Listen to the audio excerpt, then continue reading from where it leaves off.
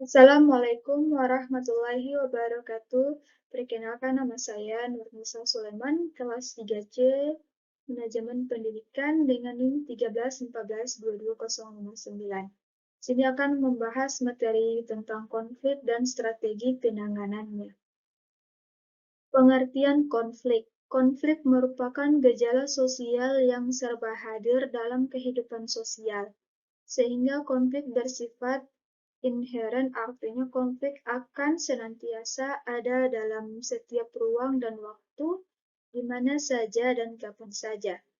Dalam pandangan ini, masyarakat merupakan arena konflik atau arena pertentangan dan integrasi yang senantiasa berlangsung. Oleh sebab itu, konflik dan integrasi sosial merupakan gejala yang selalu mengisi setiap kehidupan sosial. Bentuk konflik.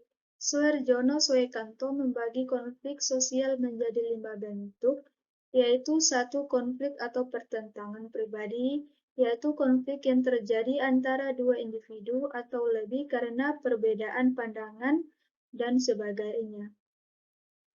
2. Konflik atau pertentangan racial, yaitu konflik yang timbul akibat perbedaan ras.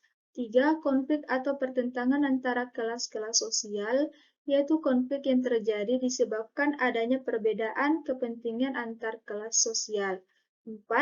Konflik atau pertentangan politik, yaitu konflik yang terjadi akibat adanya kepentingan atau tujuan politis seseorang atau kelompok.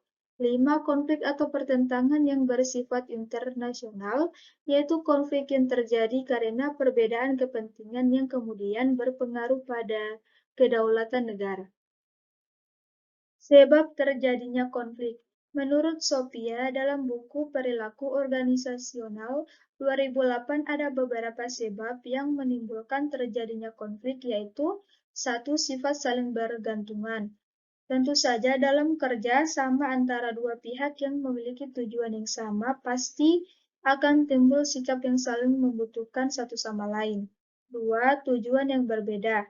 Setiap suatu organisasi tentu memiliki struktur keanggotaannya masing-masing dan memiliki tanggung jawabnya sendiri. Terkadang banyaknya fungsi dalam organisasi akan lebih sering menimbulkan konflik karena tujuan dari masing-masing bagian yang berbeda.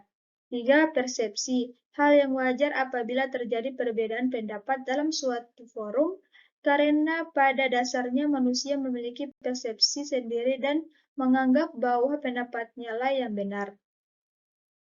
Dampak konflik.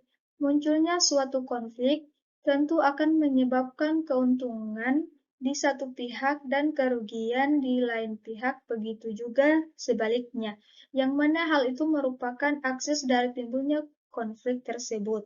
Dampak konflik yang dirasakan dengan adanya konflik adalah sebagai pembelajaran dalam menyusun sebuah kebijakan untuk mencegah dan menyelesaikannya. Dengan demikian, ke depannya dapat meminimalisir kerugian yang akan ditimbulkan. Selain dampak positif, konflik juga akan menyumbangkan kerugian atau dengan kata lain sebagai dampak negatif dari konflik. Strategi penanganan konflik. Strategi konflik sebagai suatu konsepsi pada umumnya dapat digunakan sebagai landasan untuk membahas masalah konflik yang wujud dalam kehidupan masyarakat. Dalam memahami, menangani maupun mengelola konflik, perlu diketahui penyebab terjadinya konflik dari beberapa perspektif.